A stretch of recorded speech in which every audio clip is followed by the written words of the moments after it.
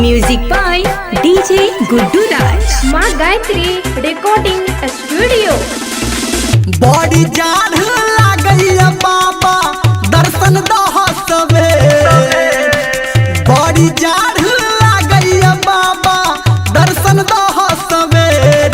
उग उग सूरज देव भेल आराघा कबेर। उग उग सूरज देव भेल आराघा कबेर। बड़ी जान लागैया बाबा दर्शन दह सवेर। उग उग सूरज देव भेल आराघा कबेर।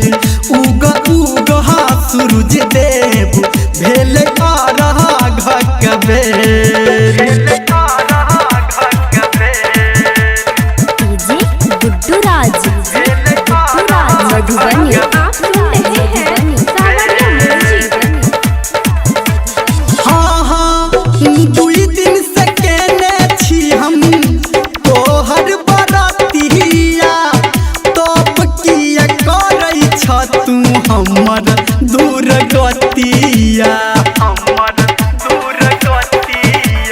हे हो दुई दिन से भूखल हम केने छी बरातिया।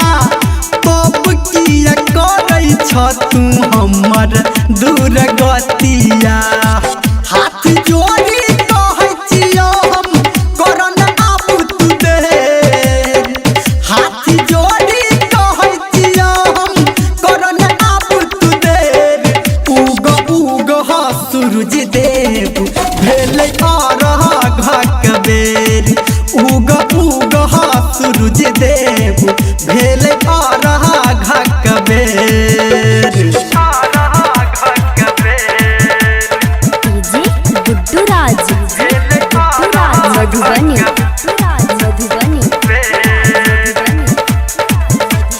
हाँ हाँ बेटा धर्मेंद्र के तू सुन ले गोहार हो। आ तोहर दर्शन बाबा जल में छी हम ठाढ़ हो। हाँ हाँ बेटा धर्मेंद्र के तू सुन ले पुकार हो। आ तोहर दर्शन बाबा जल में छी हम ठाढ़ हो। डीजे संजय गौतम कहै छ भ गेल हो अबेर। डीजे बबलू गुड्डू कहै छ भ गेल हो अबेर। उग उग सूरज देव भेल आराघा कबेर। उग उग सूरज देव भेल आराघा कबेर। बड़ी जान लागैया बाबा दर्शन दह सवेर।